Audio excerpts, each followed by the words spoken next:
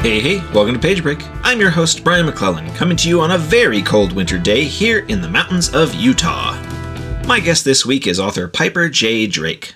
Piper is a prolific romance author who puts the saucy into all of our favorite SFF subgenres.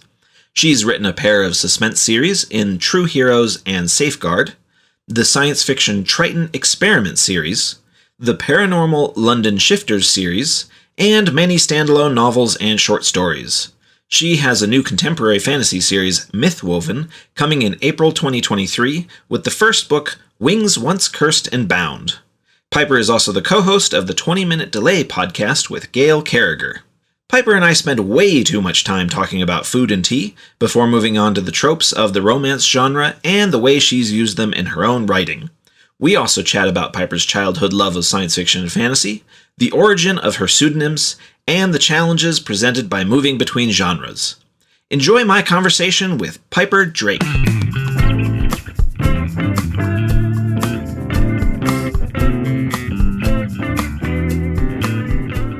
Oh man, so we were starting to chat right before I hit record. Because we cannot be controlled. Right? About how we saw each other at Dragonsteel Con just a few weeks ago, but we didn't actually get to hang out at all, which is really a pity. Yeah, it was sad. It's not for lack of trying. You did invite us to tapas, but other people in the group that I was with wanted burgers. That happened. Right.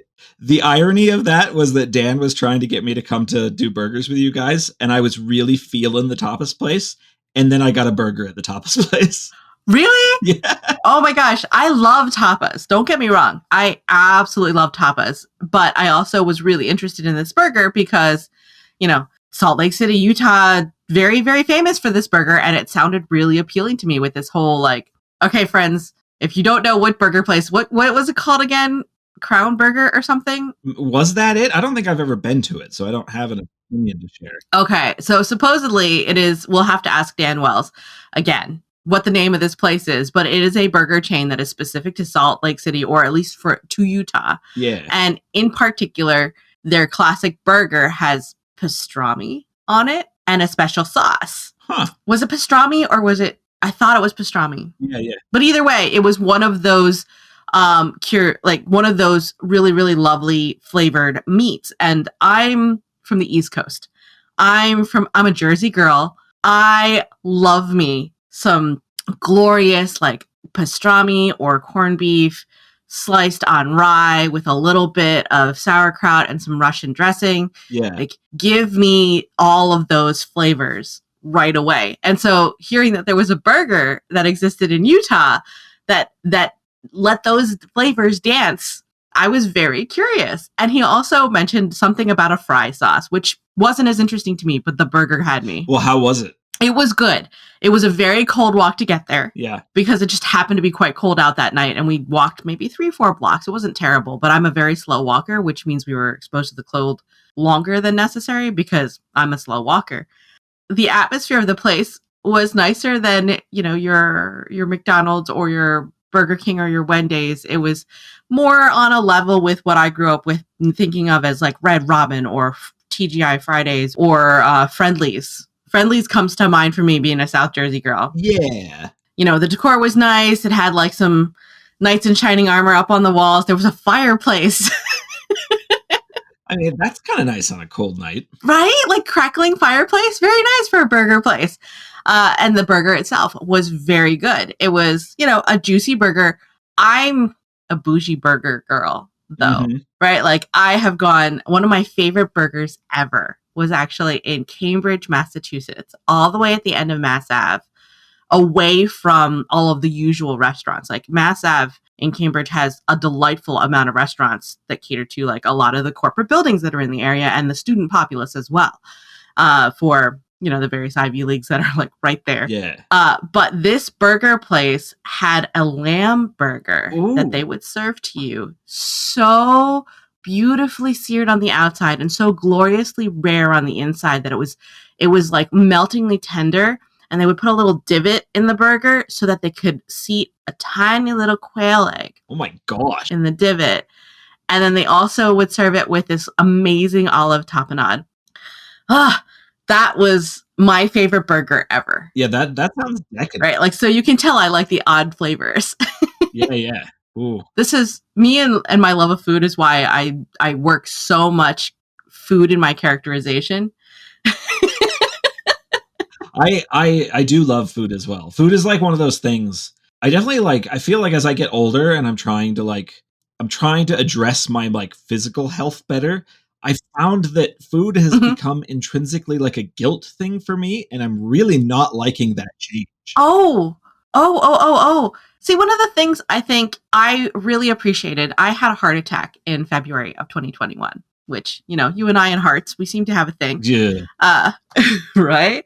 I immediately connected with a nutritionist because heart attack, right? You start to worry about what is the state of the rest of your body. And fortunately for me, we did all of the scans and stuff, and I had no buildup in my arteries. My heart attack source was not from cholesterol or cholesterol buildup or blockages in my arteries. However, wanted to get ahead of it just in case and could get my blood pressure under control. So I started working with a nutritionist, and she was fantastic in the fact that she said, don't guilt yourself for the food you like. Don't at all. She's like, let's work on that psychologically. You have a therapist too. Don't guilt yourself. Because I have, over the years, a lot of trauma associated with food because of the pressures of being Asian diaspora and my parents having this visualization of what a Thai girl should look like. And it's not their fault, right? They grew up in Thailand, but I, growing up here and the wonders of genetics, in addition to the wonders of food, grew up with a much heavier bone structure and a much heavier musculature. And so I was much larger. I was taller. I was muscle built more than your average Thai girl was. So they were constantly putting me on drop diets when I was in high school because they didn't want me to be unhealthy. Oof. Right. And in the 80s, the drop diets were terrible. They were like iceberg lettuce all week with half a grapefruit and maybe a scoop of peanut butter. Oh my gosh. So it was, I have trauma associated. If you wave a leafy green salad around me, I may be physically ill. Right. And so there's all of this complicated high school stuff going on with my trauma and me and food. And then we get to this heart attack situation and I'm working with a nutritionist and I was like, no salad. I'm sorry. I know that my health is on the line here, but we're not doing salad. Yeah. Right. I'm just going to embrace that. And she was like, no, it's fine.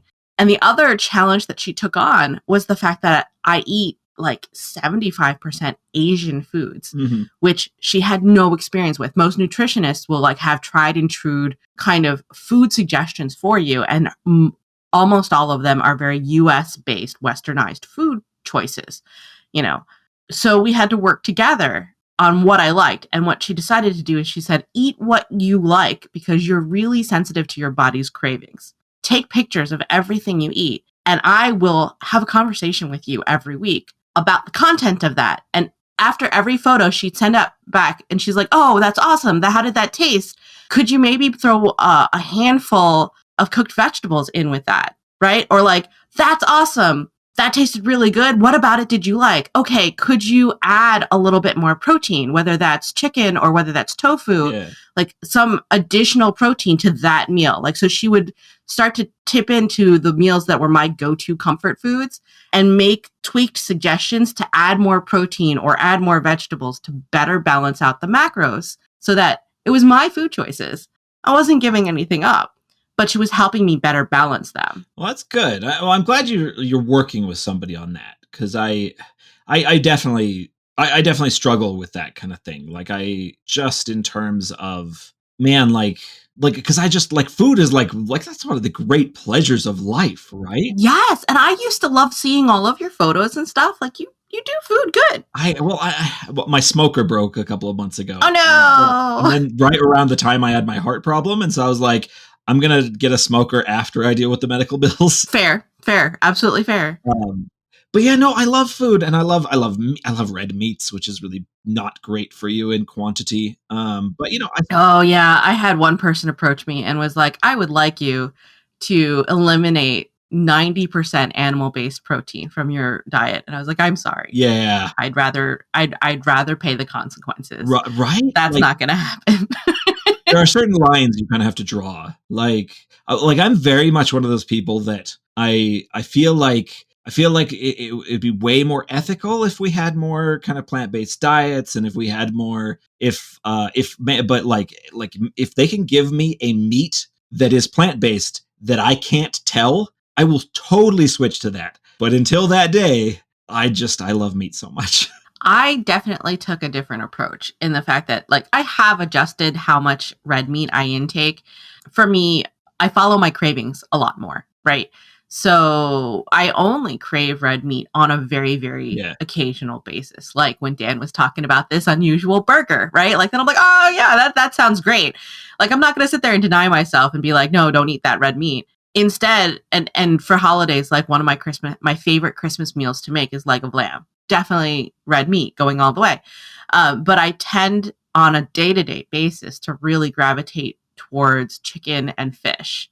A lot of fish. Unfortunately, we live in Seattle and we have a fish share. Yeah. So we have a constant supply of fish in our freezer that we're constantly trying to get ahead of before the next fish share shows up and like fills our freezer again.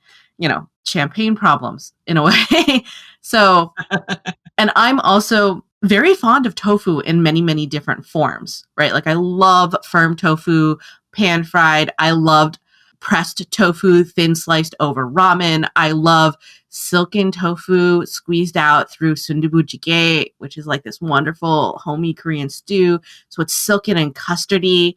I love, from a U.S. palate standpoint, I love taking slightly firmer silken tofu. That's a Japanese style tofu, and just blitzing it with some cocoa powder and very little sugar. And it ends up having the consistency for me of chocolate pudding. Yeah. Right. Like, so, and I always grew up on these like tofu almond flavored pudding kind of things too. So I like that texture.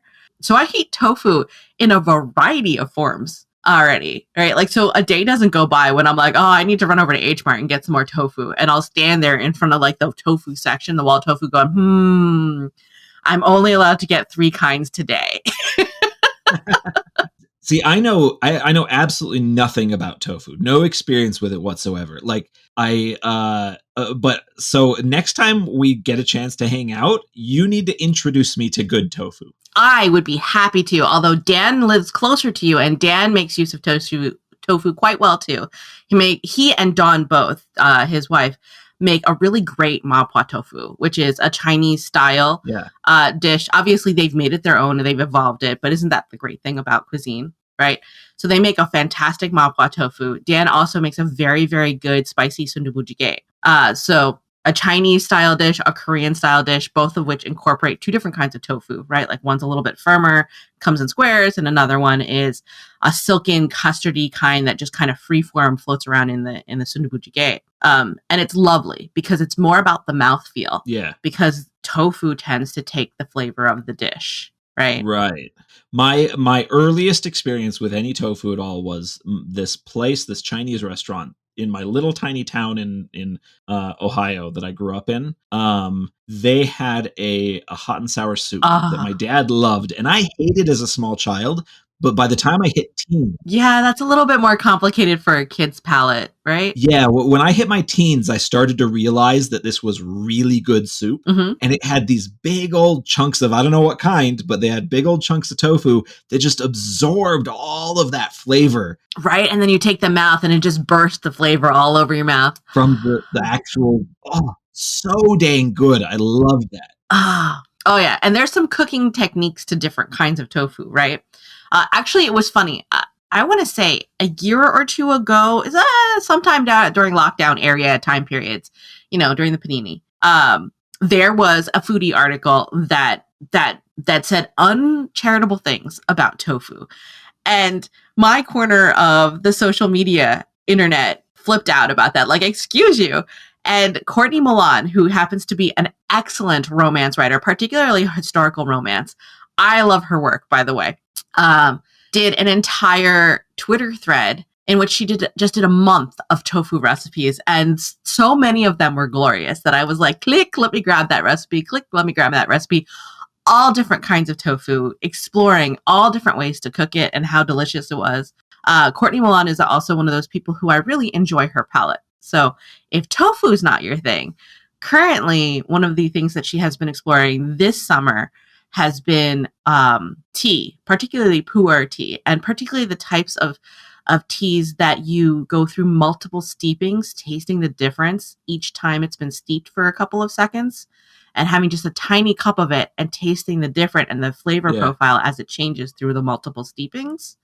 And she'll actually have gone through this little ritual or journey in a calming way and just tweet about it. Yeah. And I've been following those threads. And she also has a newsletter that talks about a particular type of tea, then her thoughts about the internet, and then, the writing stuff. But yeah, again, with the flavor and things, like, because I've encountered a lot of people who aren't familiar with teas and tisanes, right? Yeah. And so in particular, like, I know a lot of people in the Utah area don't drink tea and coffee, but they can have tisanes, the herbal non-caffeinated teas. And even though we call it teas, they're not really teas, right? Because they don't use tea leaves, but they're referred to as herbal teas, right? The tisanes. And it has been fun to introduce those friends, and I try to educate myself on the reasons why they do or do not partake, to like rooibos, which is a tisane, or to herbal teas. Like there was, last time I was in Thailand, there was a spa and they gave us a teapot and it was just pandan leaves curled into hot water. And it was so pleasant and so light. And it was just a tea that was just water with soaked pandan leaves in it. And pandan has just this incredible, subtle, aromatic experience. Yeah. That's not quite a flavor, but if it's missing, you can tell. It's kind of like vanilla that way. I love a loose leaf fruity tea. Mm-hmm. And I'm sure there are parts of the world where this would be a great sin, but I'll make it on like a cold night and then put just a bit of cream and sugar in, and it tastes like a creamsicle. I say go for it. That's fantastic. One of the things that I have 2 mugs of tea next to me right here because my partner, Matthew, is sick and coughing somewhere else in the apartment. And I was like, I better have tea in case, because we're going to be talking. Yeah. And one of them is an Earl Grey Moonlight from Adagio Tea. So it's Earl Grey, which is a black tea, and it's got like bergamot and lavender leaves and stuff like that in it. I have gotten that exact tea before. Oh gosh, it smells so good. And I like to put a dollop of sweet cream in it because it becomes this, like, I guess they call it a London fog in some coffee shops, where they take Earl Grey and then they add cream. Yeah. So I have that because I love that taste, but I also have a tea or a tisane, an herbal, that's mostly licorice root, which is fantastic for the throat. Ooh. As well as slippery elm, which has a very specific taste to it. And it's kind of hard to get. Yeah. And then you take the edge off of that with some raspberries and I think some marshmallow root. And so it's a very, very drinkable tisane, but it takes like 15 minutes to steep because you got root pieces in there. Yeah. As opposed to just leaves or blossoms. Like I've got literal chunks of bark going into this tea. But it's worth it because the slippery elm and the licorice root being fantastic on your throat. Like I highly recommend bringing something that has that to any con. I really do love good tea. We got one of those little the way too expensive Breville tea makers about 3 years ago. And the other day, a friend of mine was saying, "Hey, do you like that little tea maker you have?" I was thinking about maybe getting it for somebody for Christmas. I was doing the math in my head and I'm like, I have used that thing over 1,000 times, probably more than that. And dang, I love it. I love like a little teeny automated tea maker. It's like the first thing I do every single morning. Like you when you grow up in like I grew up in a Mormon household, and so you don't have a lot of those kind of ritualistic things like coffee and tea and or like a beer with dinner, stuff like that. It just doesn't exist for you. And so like as an adult, especially about the last 5 years or so, I found that I really love that kind of early morning, like just ritualistic. I'm not really awake yet, but I can get the dang tea maker going. Yeah, exactly. I find that I don't usually drink coffee in the morning. I don't intake caffeine very much at all. But so it's actually kind of funny if you get trapped in a conference with me when I have had caffeine. There were a couple times at Dragonsteel where I had a morning panel and I was like, I haven't had caffeine yet. And the crowd is like, do you need it? Like the volunteers would be like, do you need the caffeine? I was like, I don't think any of you need me at a higher energy level than I'm already at 10 a.m. Yeah. And the audience was just kind of like, well, it could be fun. Right? But I do love an afternoon tea. And that's another one of my pet peeves that I feel like culture changes when it travels to other places and other regions. It becomes a new thing. And I am being fuddy-duddy about the switchover because it's like the same thing. Like, you know the story of French fries that aren't actually French fries because somebody made a mistake and called them French fries because they thought they were in the wrong place? Yeah. Right? So afternoon tea and high tea are two different things. Historically, to my understanding, and I'm sure someone's going to call me out, way back in the day, afternoon tea was the thing that was this high level in the afternoon. I want some small bites and I want cream tea, which is like the scones and the clotted cream and the jam. And I also want some little pastries, right? Like this 3-tier level thing of the tiny finger sandwiches and then the cream tea and then also the sweets, right? That was afternoon tea. Yeah. High tea was something that your farmers had when the sun was so high in the sky, it was too hot to be out there in the fields anyway. So you would come in and you have like you'd step to the side and you'd unpack your pail and you'd have like this hearty kind of sandwiches of like cheeses and meats and tea in a thermos or like some kind of container. Thermoses probably didn't exist, right? Somebody historical is going to get on my case. Yeah. But that was high tea. But nowadays, you can't go anywhere, not New York, not any city where they don't say, come have high tea at the Four Seasons Hotel. And they're talking about the elegant tea sandwiches and sweets and clotted cream because they've changed it to be that high tea is this high level luxury experience. Well, because that's what it sounds like when you say it, high tea, right? It's like a branding thing, right? It's become a branding thing. And so now high tea is high tea and I can't argue it, right? Like, because that's what it's become. But I love both. In fact, Piper Mommy loves both. And so I grew up from college on looking for places that served these type of tea services so that Piper Mommy and I could enjoy that as a special thing to go to together.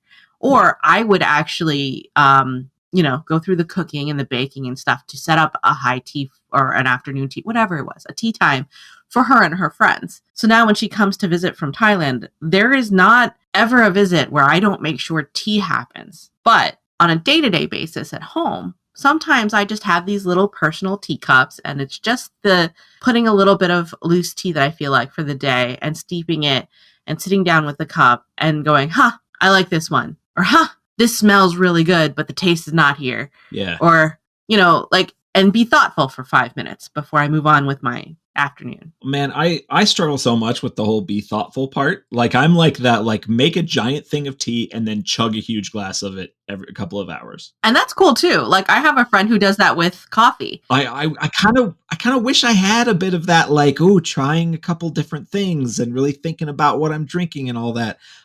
My brain does not want to slow down long enough for that. I would do that with you. I think that I learned how to do that with friends. I would totally do that. Like I would do that with you because then we could chat about it and be like, I can't taste it either. We could read the things on the package and say, oh, well, okay. And be like, what do you think? Here's what I'm missing. Exactly. Yeah. I would totally do that with you. I think that some experiences are fun to learn about with friends. And I don't necessarily have the impetus or motivation to do it by myself. Yeah. Well, when I grew up with ramen being a thing you get out of a 25-cent package. Mm-hmm. And my parents still think that. My gosh, they were never 10 cents for you? We used to have 10-cent packages, like the college time. Like that was what you bought when you were in college, was like ramen and tuna and Kraft mac and cheese. Yeah, that's what ramen was for me until about 4 years ago when a couple of friends like dragged me to a nice ramen place when we were at a convention. And it was amazing. And I loved it. Did these friends involve Dan and Ethan? No, it didn't. Oh, dang it. But I ended up loving ramen. And I actually went and got ramen with Ethan about 4 days ago. I'm super mad because the first time I met Ethan was in Arizona when I used to live in Phoenix. Yeah. And I guess it was Phoenix Comic-Con. And I picked up Dan and Ethan to go have ramen in Phoenix. And there was a decent stand-up ramen place there that made their noodles fresh that day. And we took them for that. Ooh, I should tell the listener that Ethan, because the listeners will know Dan because he's been on a couple of times, but Ethan is our mutual friend who is an academic that we are very fond of. Ethan Sprout is fantastic, and I actually had the pleasure of gaming with Ethan on Typecast RPG as well with you. Yeah, and I miss that. All of us gaming together, I miss that a lot. It was so much fun. I think that we're trying to organize a game night sometime the next couple of weeks. I hope that it actually happens. But like an actually, low key, not trying to present it to the world game night. Right, exactly. But who knows when that will happen. I'm a little too far away to be able to join in on that. You are too far away. That's so sad.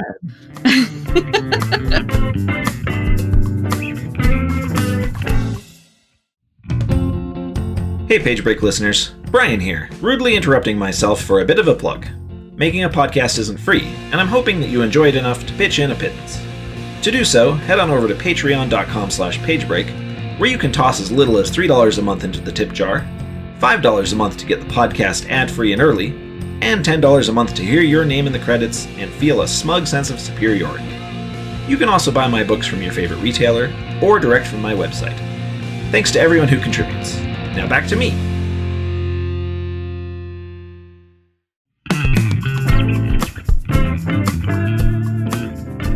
So before we spend the entire podcast talking about food, and tea, I wanted to ask you a little bit about your writing career and your books. Sure.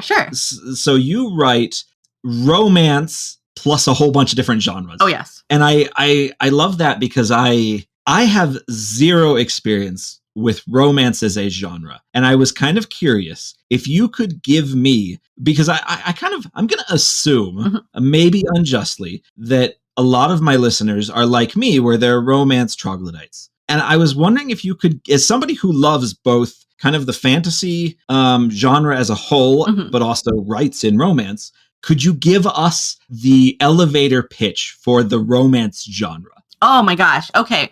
Romance, it's more like the gateway rather than the elevator pitch for romance, because you hear the elevator pitch for romance all the time, right? Like the central plot line is the romantic plot line, and it's about the adventure of how they get together. It's not about being surprised at the end, right? Because you have the peace of mind and that your heart is sheltered and not going to be broken at the end, because they do have a happily ever after.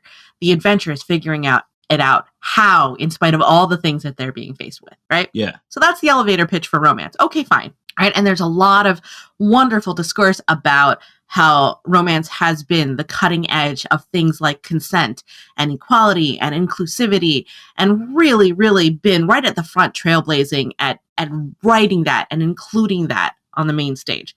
But instead, let me share with you how I was introduced to romance, because I grew up as a science fiction fantasy reader, right? I started reading at a very, very early age. At that time period, there was like this program with Pizza Hut where if you read 5 books, you got a star. And if you had a pin with 5 stars, you got a free pan pizza. And my parents weren't really, like, we were financially fine, but we didn't have the wherewithal to splurge on eating out. Yeah. Right. So Friday night pan pizza became my thing.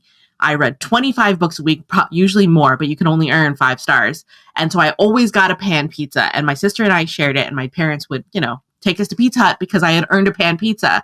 And so this became the weekly thing. So all of it was science fiction and fantasy, right? 3rd grade, my teachers were testing me to see if I really had read Terry Brooks's Elf Sons of Shannara. And boy, did I have opinions about the ending to that.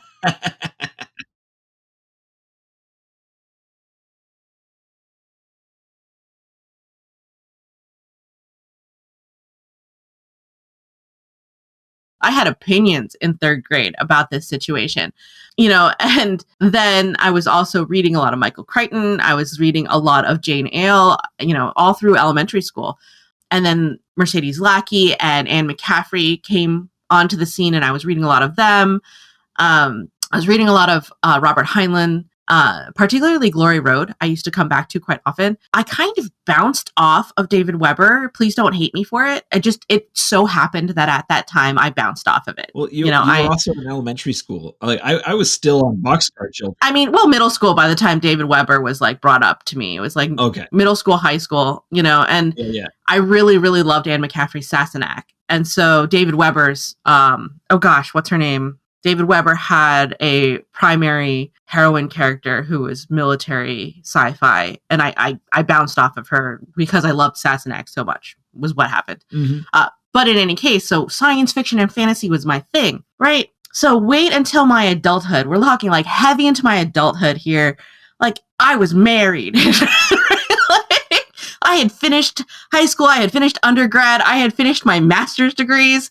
I had a full-time job. I was at SakuraCon in Seattle with a bunch of friends, laughing about how we're back to like the just after college days because we're all sharing a hotel room together. 3 of us, not 10 packed into a hotel room, just 3, right? And I might have stayed up a little too late in the viewing rooms at SakuraCon, and my friend had left a book on the bed because I decided to sleep in. And so I start reading the book. And it's this gorgeous, sweeping, epic fantasy. Like, this is a chonky book with some heavy-duty world building, multiple races involved, right? Like, we had elves, but we also had fae. And that was interesting to me from a fantasy choice because a lot of fantasies that I'd been reading at the time only had either elves or fae. They didn't generally have both as 2 different distinct races. And then you had humans, and you had this race of people who were Terran souls. So basically their souls were linked at birth with the soul of a type of mystical creature, which was basically a predatorial big cat with wings that could breathe fire, right? And I'm here for it, right? And you have this hero main character. He's lived for centuries. He lost his love on the battlefield. He saw her die and he was so heartbroken. He scorched the world. Centuries later, they have poetry about him. And suddenly, a human girl is accidentally harmed in an attack, and her soul calls out to him, and they're soulbound. And I'm like, this fantasy! So I'm reading. And then I'm like, Helen, who is my friend at the time, I'm like, we need to go get this book, because I'm going to steal it from you otherwise, and I need to get the rest in the series right now. And she's like, okay. And there, there's Barnes & Noble 2 blocks down from the convention center, or there was. It's closed now. Much sad. And I started heading straight to the science fiction fantasy, as you know how to do in any like bookstore, right? Like, you know how to gravitate to your genre area. You know how to look for it. And she's like, oh yeah, it might be here, but it might also be over here. And we looked, it wasn't in science fiction fantasy. It was shelved in romance because it was C.L. Wilson's Lord of the Fading Lands. And I was like, gimme. Like, I didn't care.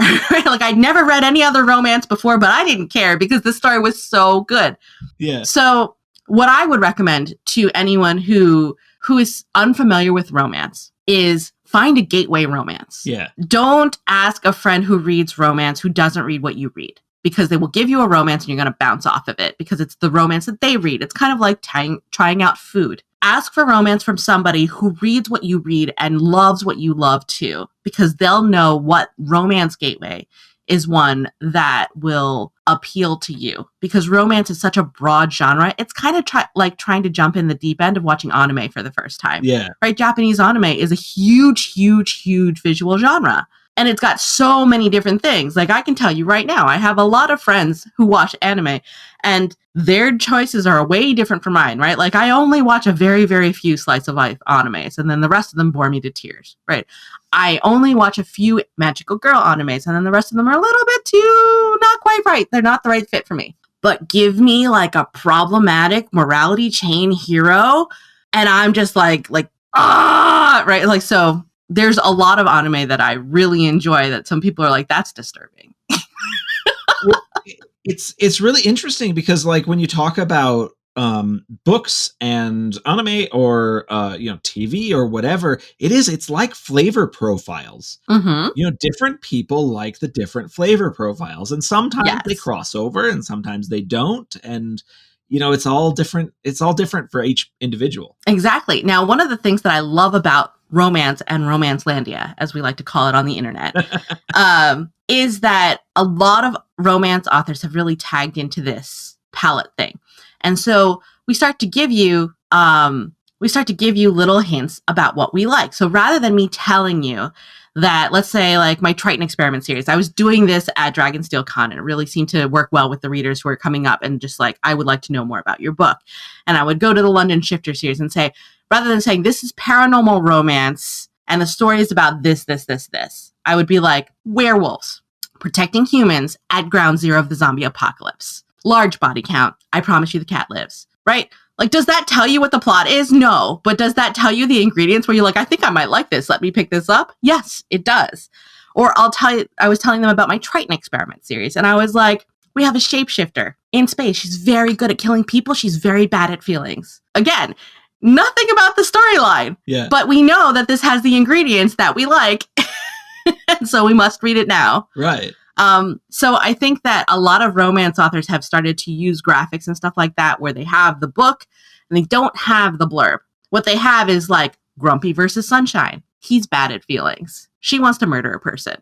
Kidnapping is their love language, right? Like they'll say something like that and people are like, oh, I'm in. I want to read this story. And romance readers in particular respond really well to that because they're like, I think that depending on the genre you're in, the context of how we discuss tropes changes. Some people mistake tropes for being a bad thing that's overdone. Like, oh my gosh, red meat's bad for you, right? Whereas, particularly in romance, we embrace it. We say you love tropes or you have a hard line and you will not read a secret baby daddy. Okay, well, I'm letting you know that this has a secret baby daddy in it so you don't pick this up and end up being like, oh gosh, I hated it, right? Like, and bounce off of it. Yeah. Romance really leans into letting you know what tropes are in this book so that you know if this is something you love or this is something you're going to put down, like reading the ingredients on the back of a food label. I actually really like that. I like that kind of technique in terms of kind of interacting with your readership because yeah, you and I both know that, pitching novels to random people at conventions. That's hard.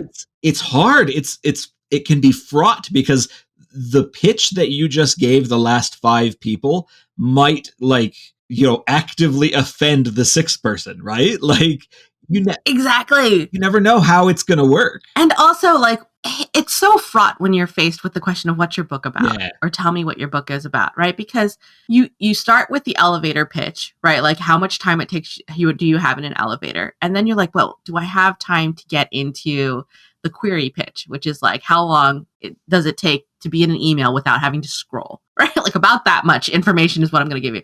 But then people are like, I want a full on synopsis. Tell me more. Tell me more detail. And that can get also fraught because you're watching the person to see when their eyes glaze over, right? Like they're done listening now. Yeah. Well, and that's super hard. And the bigger and more complicated books that you write, it's like, when they ask you for a synopsis, you're like, what details do I share? Like exactly. Like, oh my gosh, so many can you do a synopsis? All right, I'll challenge you. If you want me to do a synopsis of my series, like it's worse when it's a series, right?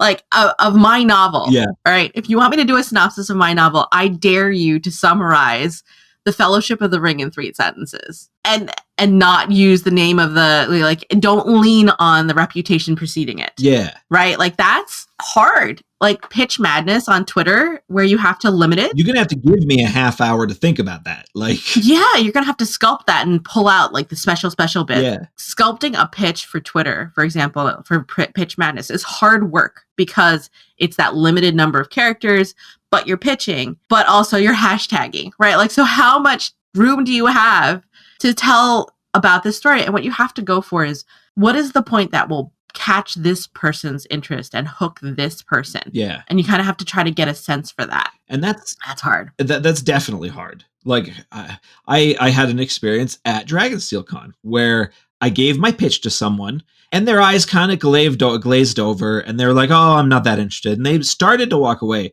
And then 2 people a guy came up with his buddy, like right behind the person walking away. And the guy was clearly already a fan of mine. And he was like, oh, these books are great. And he turned and told his buddy his pitch of what the books were about, which was nothing like my pitch. And the person walking away stopped, came back and bought a book.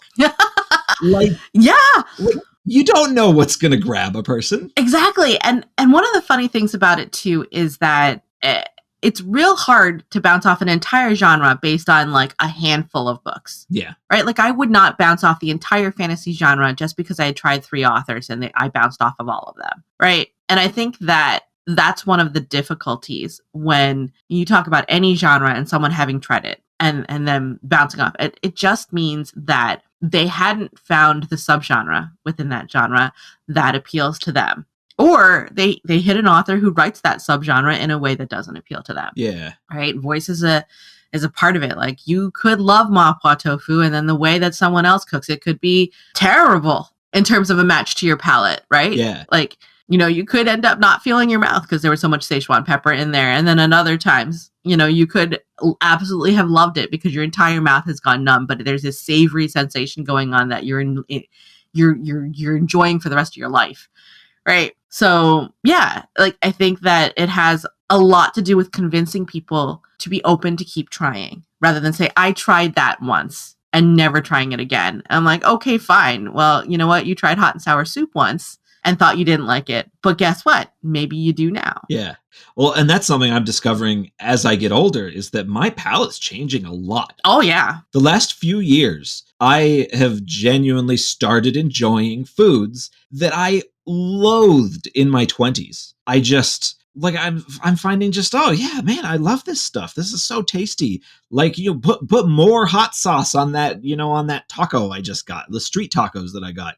You know, like in my 20s, I genuinely would not order a taco. Like I just, oh yeah, I thought anything, if somebody said, oh, let's get Mexican, my brain immediately went, you know, bland beans all mixed up and, you know, kind of cheap hamburger. Unfortunately, kind of what my mom did when I was a kid, when we were having, you know, kind of Mexican night at home was kind of all the cheapest ingredients. The gringo taco, sit up. Right. That I didn't like. And it turns out, oh, you can make it different. And people are really good at making these things to taste incredible. Oh, yeah. And I think that it was kind of funny because, again, similar to you age range wise, like right after I got out of college, you know, my friends and I would go to these fantastic Korean barbecue places, but they would always dump like this huge plate of kimchi onto the grill as well as all the meats. Right. And I truly avoided kimchi, truly avoided it over and over again for years. But I have to admit, in the last, say, 10 years, since I turned the corner in my late 30s into like my late 40s, because I am older than Dan. That's the fun thing that I like to remind people, because we're talking about how Dan might come across as a little bit old manish when it comes to embracing technology. Yeah. But I am older than him. And it was like in the last 10 years or so, I have really developed not only an enjoyment of kimchi, a craving for it. Like I will get back from a trip and, you know, you're a little dehydrated after you've been on planes and stuff and cons and everything, because you're not really paying attention to proper hydration and stuff. And I'll crave kimchi. Like I will crave kimchi jjigae, which is like the kimchi pancakes that Dan also makes really, really tasty and amazingly bad for you. And I've watched him flip a huge giant one in a pan successfully. Then when he tried to flip it again, it like flipped out of the pan and halfway onto the floor. It was great. And then like sundubu jjigae with kimchi in it, or like I was never in college that person that would do ramen and throw kimchi into it. But now I'm just like, yeah, I need a vegetable. I'm like throwing a pile of kimchi into my ramen. That's fine. Yeah. So yeah, my palate's been changing too. I would say I really crave fermented foods a lot more than I did back in my 20s. You just change as you get older. Yeah.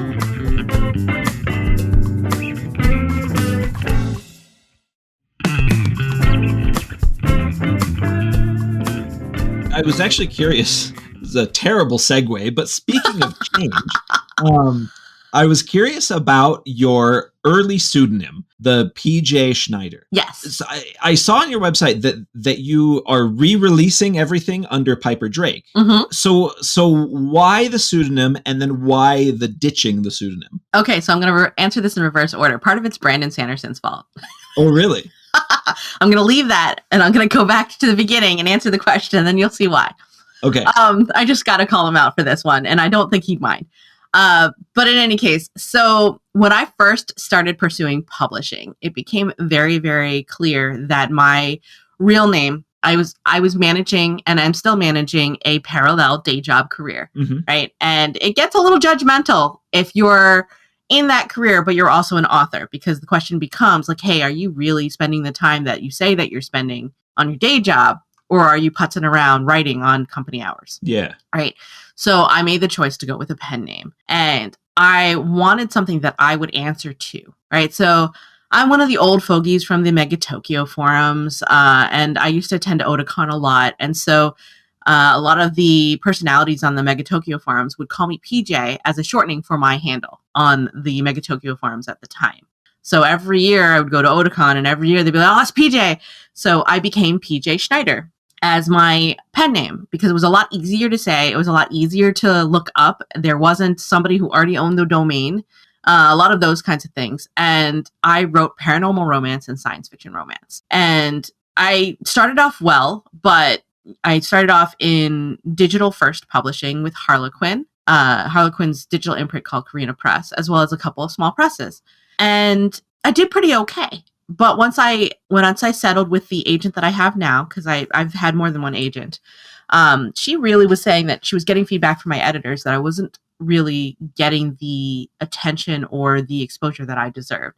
And they were all wondering if I would be willing to change genres to romantic suspense. And because I was changing genres so drastically, they recommended a change in pen name. And I had thought about it pretty hard and was like, okay, I am willing to change my pen name. And so I wrote 2 pitches for series. So these series got acquired on proposal. And they were each a 3-book deal. So within the space of 6 months, my agent had landed me 2 3-book deals. That's huge. With Trad Publishing. And both editors were willing to work together and with me to decide what the heck the pen name was going to be. So I pitched a couple of tie names, and everybody was like, can we make them simpler? Can we make them easier to say? Can we make them easier to pronounce? And I was like, okay, let's give up on the tie names for now, because that was the time period. Wasn't, no shade thrown at the editors at the time. The discourse was not there. Right? Like, this was years and years ago, and the discourse just wasn't there. So I was like, you know what? I'm going to try to make sure that my readers who are used to calling me PJ and love seeing me at con and calling out to me like, hey, PJ, could still have that. And so my mom, Piper Mommy, was like, well, if we got to go white bread with the name, which I'm not going to lie, that's what happened. Yeah. She was like, I've always liked Piper. Because my mom was a big fan of the Charmed TV show. Yeah. And she's like, I've always liked Piper. And I was like, Piper. And I asked a couple of my readers, and I asked a couple of my book blogger friends, and they're like, you're an awesome Piper. You'd make a great Piper. So then I talked with my partner, Matthew, and we decided to become the Drakes. So, insider tip, Piper J. Drake and Matthew J. Drake are not married. They're a pen name that we chose together because Matthew was starting in writing at the time. I did not know that. That's really interesting. I mean, obviously we're a committed couple because we've been together for over 10 years, but that whole marriage thing, I mean, I have a ring on my finger. We promised his mom we'd get married eventually, but neither of us is really worried about it. Right. Like, I mean, for my part, I've been there, done that. That's kind of an unfair thing to say. Like, I respect his mother, and I do want to give her a wedding someday. It just, we'll get there. We'll get there. But yeah, Matthew J. Drake and Piper J. Drake were because we decided together what our pen name personas were going to be. Matthew's military, so his presence on social media is probably best not to be accurate anyway. Yeah. There are quite a lot of military people who have a typo in their social media presence for exactly that reason. Yeah. So yeah, Matthew J. Drake and Piper J. Drake. And a lot of people be like, what does the J stand for? And I'm like, well, you know what? You're just going to have to wait until I do something on the internet and my agent yells at me on the internet for it. Because that's when she pulls out what she's decided is my middle name. I absolutely love that you both have the J. It just cracks me up. Like, but it's a part of who we are, right? Like, we're the Drakes, but we are both have the J, and it's a key part of our thing. Now, why am I pulling my re-releases back under the Piper J. Drake name, and why is it Brandon's fault? Well, way back when you and I met, when we got together at Brandon's place for Writing Excuses recording. Remember? Yeah, long time ago. I was talking about pen names and the changeover from PJ to Piper. And Brandon was like, I don't know why that's a strategy that authors take. Like, he understood that is a difference in strategy and approach, right? He just wouldn't do it himself. And I think that's the right choice for him, obviously, over the years. And he very much introduced me to the idea, and I let it simmer for years, was this concept of, book to book to book to book, right? But you have an author brand. And at the time, I was being guided in such a way that I was trying to establish a platform somewhere. And I was still kind of like looking for what was going to stick. Yeah. And so I decided not to be attached to my author identity until something stuck. And I established myself because I wanted to be agile and ready to pivot from series to series until I established a platform that stuck. Like I didn't want to be too married and holding on too tightly to things that only had tiny wins and successes and hold myself back from growing. Yeah. But now that Piper J. Drake has stuck and I have an author brand and an author identity that is recognizable across multiple subgenres, I decided that I would bring all of my titles back under a single pen name, which is why I'm re-releasing the London Shifters and the Triton Experiment series under Piper J. Drake. Yeah. Because they're still me. It's definitely been interesting with the revisioning of those series to see and to experience how I've evolved as a writer and also how the discourse has evolved in such ways that I know how to do better with my representation now. And it was really important to me to do better, particularly with the Triton Experiment. And so there were some massive revisions that happened to just to have representation better. So the revisions weren't to plot. It wasn't to character arcs. It's just representation. No, that's really interesting. I know that Brandon has, because I took one of his very first classes at BYU right before Elantris came out. So before he was even a published author. And I know that from his very early, like when he was still a grad student, he didn't like the idea of pseudonym jumping. Because that was one of the little pieces of advice we got, as little baby students, was maybe just work under your own name. You can pseudonym jump. That's a thing that editors or agents might encourage you to at different points. But, at the time, the internet was starting to be talked about more as a part of, kind of your writing career and things like that. And so, like consistent brand was definitely something he talked about early on. And honestly, my own career kind of ended up, I haven't written a lot of other things. I've got my little urban fantasy series, but I've always kind of had that. It's a fantastic series. Don't even. Thanks. No, but I've always had that kind of thought of of keep it as Brian McClellan is an author and he writes other things occasionally. A better example is actually Dan Wells, who he honestly maybe has been in situations where he should have pseudonym jumped, but he never did. And he's done so many different genres as an author. It is an interesting question. And I don't think that there's a right way. I do think it's really fun to see how it has turned out for different people making different choices as they've been presented with different situations. I will say very honestly that my real name, which I don't mind revealing, my real name is Lalana Dararat. No way were readers going to ever remember how to Google that. No way were they ever going to remember how to get to that website. No way were they ever going to remember to walk into a bookstore and be able to ask for that author name. Right. So we can learn how to spell Daenerys Targaryen, but we have a bit of a struggle with other names that are unfamiliar to us. Right. Especially if we're trying to remember a book. Right. And oftentimes we're like, I know it has a green cover. Right. Like we don't even remember the title of the book sometimes, especially when you have a book that's a noun of noun and noun. Yeah. Which is definitely the title structure of my upcoming book in April. It's a noun of descriptor plus descriptor, right? Like that's a thing. And so you get a little confused with the book titles too. So I opted at the time that I was publishing to follow the strategy of picking a name that was easier for my readers to kind of grab onto and easy to Google right away. Right. Like most people can spell Piper. It just makes it accessible. Especially for an American audience that tends to be quite lazy with those things. And it's a decision. Do you want to make yourself accessible to the mainstream, or do you want to teach people and be a lesson? Yeah. And I've made my choices, a little bit of this and a little bit of that as we go. But when it came to the pen name, I made my pen name choosing to be more accessible to a mainstream audience. Yeah. And that's very understandable. I mean, and I believe that authors should be able to use their real name and that audience should do the work and be willing to do the work of customizing themselves to a name that might not be familiar to them. Yes. Yes, I do. Which is why a lot of my characters have names that are unfamiliar to people potentially. I didn't choose to do it 6 years ago, 10 years ago with my pen name. And so now that the discourse and the education and the awareness is better, I do it with my characters. Yeah.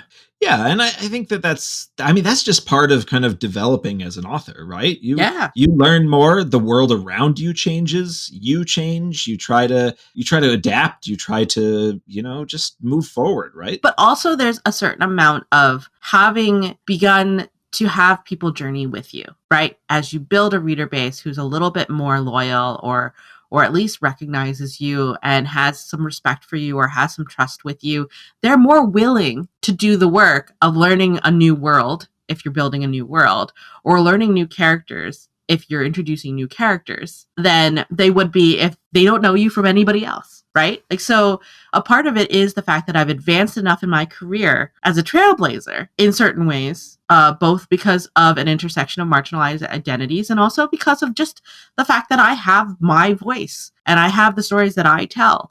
And I've advanced enough in my career that I have readers who are like, I like the stories that she tells and I want to learn more. And so I'm more open to these new flavors she's introducing me to. Yeah. Oh, that's great. And I think that that's important with readership too. Is like people they know that they should be more inclusive. They know they ought to be more diverse. They know but also they want to like what they want to like. So that's another thing about, like, I'm always talking about being a gateway author, or writing gateway books. It's like, I want to be able to write books that you're going to enjoy because it's still the fantasy that you love and has these fantasy elements that you enjoy. But also, let me give you these other things for you to experience next to it. And we'll do a little of it, fusion cooking. Well, yeah. And I like to talk about, like, I like to talk about when you're writing an epic fantasy novel, especially right at the beginning, that the way you draw a reader in is giving them the proper amounts of the familiar versus the unfamiliar. Yes. And you kind of have to do that not just in the narrative, but just kind of as an author, right? Like, that's how you coax the people into becoming a fan and following your career and moving forward with you. Yep, exactly. And each of those things, each of my series, I'm better known for romantic suspense now, right? Because what we were talking about, Piper J. Drake established as a romantic suspense author. Like, I was known for heroes and heroines with really strong moral compasses. I was really known for these working dogs who were great personalities, and quite heroic. And how does that translate to me putting out a series in April that is fantasy, that is contemporary fantasy, right?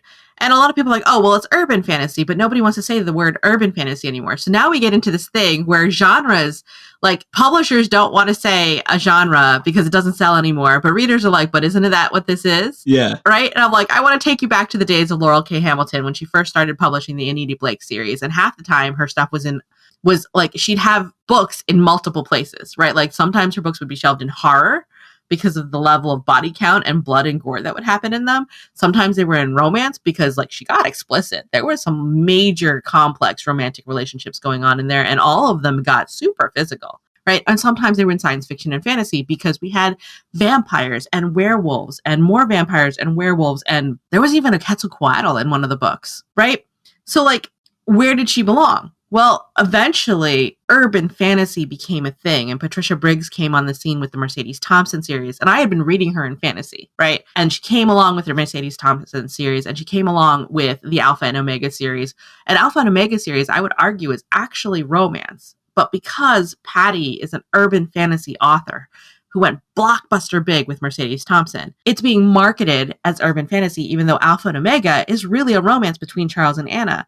You look at Sarah J. Maas, and her Throne of Glass series was YA, but A Court of Thorn and Roses is not YA. Absolutely not. But she's marketed as a YA author, right? You look at Katie Robert, who has hit New York Times and USA Today multiple times for her Dark Olympus series in the last 2 years, right? she's a romance author. Not only is she a romance author, she's a hybrid like me. She's indie and she's trad. And she's a lot of things, but her Dark Olympus series is definitely romance. What are people calling it? Dark fantasy. Why? Because there's dark elements. She's created a city that is a fictional city, kind of like Gotham is a fictional city, and Metropolis is a fictional city. And she's created these characters and these relationships and these worlds. And because it doesn't have werewolves and vampires, because the magic is very low key, they call it dark fantasy instead. And she's extremely bonkers explicit. And the fact that people are like, don't call it a romance, that's right up there with, a person who came to me. All right, I'll confess, like Matthew's mother, when she first met me and she was meeting the girlfriend for the first time, said, "Oh, I hear you write books. I don't really read romance." I'm like, "That's totally okay." And she's like, "But I would love to talk about other things that you read because I hear you read a lot of other stuff." And she's like, "Who's your favorite author?" And I was telling her my favorite authors, right? Who at the time were Patty Briggs and Anne Bishop, as well as several romance authors like Lisa Kleypas and Courtney Milan. And she goes, "Oh, my favorite author is Nora Roberts." And I was like, "But you don't read romance." And she's like, "Yeah." Nora Roberts is the queen of romance, friends. Like, she is the reigning queen. Lady Nora Roberts and Beverly Jenkins would be the first two people that I would recommend to you when it comes to long-running, prolific authors of romance who really know how to spin a romance time after time, year after year, decade after decade. These are two romance authors, Beverly Jenkins and Nora Roberts, who have been writing for decades. They might not be to your taste, though, because they've been writing for decades. And you may bounce off of that voice, that flavor, that storytelling, right? Like, you might want a more recent, more author who's hit the scene in the last 5 years or the last 10 years, right? Like, who knows? But for somebody's like, "I don't read romance, but my favorite author is Nora Roberts." I'm like, Well, and that's me thinks it doesn't matter what the genre label is. You love the story. Right. Well, and sometimes genre labels can drive people away just as much as they can attract people. Mm-hmm. And that's that. I mean, I feel like we're already going a little bit long, but I feel like that's like a whole nother conversation we could have. We could totally. I would be very happy to come back and chat with you more about other things. No, but it's really interesting. Like, all the way that the way that all this kind of spins together with marketing and the way the world has changed and the internet and all that stuff. It's so incredibly complex. And I find it interesting in part because you can't really deal with how complex it is just like on Twitter. Right? There's so much going on there. People ask me to tell them about Wings Once Cursed and Bound, right? Which is my next book that's coming out. It's completely different from my romantic suspense because it's the here and the now, this present day. It's set in the Seattle area, right? So you're like, okay, I could walk down the street and I could find some of these places that Piper mentions. The theater that Piper starts the story in. I could find it. I could probably find the alley where those two vampires have a fight. But supernatural elements in the fact that we have vampires, we have werewolves, we have witches, we have fae. We have a heroine who is a throwback to a Thai bird princess. We have objects of myth and magic that come from Japan, from Korea, from Egypt, from Africa, from around the world, right? So would we call this an urban fantasy? Maybe, but also maybe not, because the fantasy scenes that I write are very, very magical, fantastical. And so they have more of a flavor of fantasy than, say, a Jim Butcher Dresden Files kind of urban fantasy or a Patricia Briggs, Mercedes Thompson kind of urban fantasy, right? Like, so is it urban fantasy? I don't know how the readers would classify it. I know that the publisher was trying to go for contemporary fantasy or romantic fantasy, right? Like, they were big on keeping the word fantasy, but they were hesitant to focus on the urban part because the urban part is literally only the first opening scene or two. Yeah. And everything else is like really focused on it. And when my editor was asking me like where I was taking this, she was like, are you taking this super, super fantastical, like post-apocalyptic? I'm like, not post-apocalyptic. And she's like, okay, are we, and then, cause she's a gamer like I am, she's like, are we feeling more Shadowrun vibes? Or are we feeling more World of Darkness vibes? I'm like, World of Darkness, but not Vampire the Masquerade. It's more like Changeling, The Dreaming. And she's like, oh, I get it. Yeah. It's really great when your editor knows the references that you throw out there. And if you know, you know. That's funny because my editor just goes, sighs and says, Brian, you're such a geek. I mean, also, yes. So, I mean. But that's why we love talking to each other. Right? Well, okay, so I've kept you a little long already, so we're gonna try to wrap this up. But I like to always end every episode. Okay. And this is gonna bring it around to the very beginning. What's the last thing that you ate that blew your mind? Blew my mind. Yes. Oh my gosh. I don't know. Like, I regularly eat stuff that. Okay. So there is a bakery that I have been following that started in pop-up shops. Okay. And then she's kickstarted. Real quick, is this the donuts you posted last week? Yes, it's the donuts. Because that was my follow-up question. Where were the donuts? So go on. Okay. So there's this bakery. She started it as a small pop-up in other stores and whatnot. She kickstarted it, everything. She finally gets enough funding to open her own place. And then the pandemic hit. And somehow she was savvy enough and she was smart enough and she worked hard enough that she survived. Her business survived the pandemic. And every couple of weeks, the menu changes. So there's 4 donuts on the menu. And every couple of weeks, it's a different menu set. And they're always these amazing combinations. So the donuts that I finally, having followed them for years, got to this place called the Flower Box in the Seattle area. Okay, just putting a pin on that. And the flavors were creme brulee, in which the creme brulee was a creme pat vanilla bean cream. Oh. Okay, in a brioche donut. And then they hand torched the caramelized sugar on the top of this donut. Oh my gosh. So it was actually like a crisp break through the top, bite into this ever pillowy soft, airy brioche donut into this glorious vanilla bean creme pat.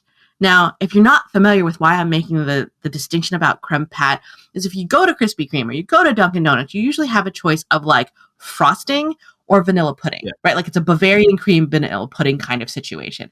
Creme pat is different. Creme pat is richer, it's thicker, it's custardier, and it has a little bit more body to the mouthfeel, right? Like, so it is richness, right? And then the other flavors were sticky toffee pudding. Another one was cookies and cream mocha. And another one was peppermint mocha or peppermint chocolate. Every one of these was similarly a kind of gourmet blend of flavors that you wouldn't experience. And they're all in brioche donuts. The other thing that really levels up this place is they're so consistently perfect about the donut quality and the flavor quality in small batches. And they're all locally sourced ingredients, right? So the Flower Box in the Seattle area is amazing. It's person of color owned. It's POC owned, survived, like established in the pandemic, survived in this pandemic. And I tell you right now, it opens at 10 a.m. We got there at 8:30 in the morning, got in line. By the time it opened at 10 a.m., there was a line down the parking lot, around the corner, up the block. And they basically just stay open until they sell out. And they usually sell out by noon. Oh my gosh. They're that good. And it was hysterical because I still have not been there for the flavor that caught my attention in the first place. Apparently, sometimes she explores fusion flavors, right? Like, so she had a pandan flavored donut experience. She had a durian flavored donut experience. She had, like, there are some weeks where she has an everything bagel donut, right? Like, so there's flavors and types every couple of weeks for everybody. And you just check her Instagram to find out what the menu is for the week. Yeah. And then show up at 8:30, friends, because showing up at 10, you're going to be in line for 2 hours and you will be lucky with whatever you get because they're closing probably around noon or 1 o'clock. They do have a barista there and the barista is great. So the coffee that sounds so good. Is nice and bitter as a nice counterpoint to the donut, unless you ask for a sweet mix. And then the barista is really good at making, like, the barista does a barista's choice every day. And the day that we were there, he did a cafe mocha with a shot of vanilla with foamed cream and latte art on the top. And it was a delightful drink all by itself. It was a little too sweet against my creme brulee donut, but stand up by itself, it was a great drink. So the barista is great, as well as these donuts being great. Yeah. So that's the most recent food that has blown my mind. And I do a lot of foodie experiences. It looked so good. When I saw the picture of that. You mean me stuffing my mouth with a creme brulee donut like, Mom! When I saw that picture on your Twitter, it made me think of punchkis, which it's so good. which I grew up eating in Ohio because we have a huge Polish population. So punchkis, I think, I'm not familiar with punchkis. Are like, they're kind of like a Good Friday tradition, I think, where they're just these kind of big overstuffed donuts that are just they're just so dang good, and like all bakeries around Cleveland will do them for like, I don't know, 3 weeks or something like that every year. Oh my gosh. And I always loved those. And so, and the donuts that you posted, they looked exactly like the punchkis I grew up eating. And so I was... Oh yeah. Like, I will say that there's only one other place that I will go out of my way to make sure that I go for a donut. And that is in Oahu, Hawaii. And it's Leonard's Bakery for the malasadas. Because yes, the malasadas are worth it from Leonard's in Oahu. And they survived the pandemic. I checked. You have to check up on these things. Like, it matters to me. Like, I'm not sure if it's smart to say, like, I do have a list with my reviews and places I want to go and stuff like that on my Google for Piper J. Drake. Oh. So it's possible to follow me to find like restaurants that I'm planning to go to before a convention. Yeah. Like, I'll have a list. I have a list of places I want to try. And you can tell that I'm preparing to go to a place for a convention because I'll have marked a bunch of places in that area and in every place but Salt Lake City, because Dan usually takes over where we're going and what we're eating, or we're in his kitchen having like dueling chef combat for a week where he's like, you know, I'm going to cook mapo tofu. And I'm like, fine, I'll cook okonomiyaki. And then he's like, fine, I'll cook sundubu jjigae. And then I'm like, fine, I'll make Thai curry. And then we just go back and forth all week. And then we spend like the next couple weeks after that trying to recover back to a normal type of food portion situation. Right. We ate way too much right before Dragonsteel. Oh. We gorged ourselves until we were all just kind of like almost gaming at the dining room table. Yeah. Like, if we could fit on the dining room chairs. But like kind of asleep during it. I mean, 10 Candles, we definitely played at night in the dark, and it was a little rough because it was a great game. It was very, very interesting, but the next morning we were all like, what did we do? I love it. I love it. Yes.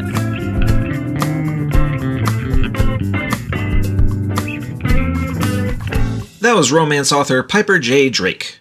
Thanks again to Piper for coming on to chat. You can find Piper's social media and website down in the show notes. You can find me, as always, at brianmcclellan.com. Special thanks to James Sutter for music and Tom Bishop for production. If you'd like to support the podcast, head on over to patreon.com/pagebreak or buy my books in ebook, paperback, or audio. You can also get signed copies of my books direct from my website or swag from my Redbubble store. Don't forget to like, subscribe, and leave a review. If you're listening to this via Patreon, please stick around for bonus chat during the epilogue.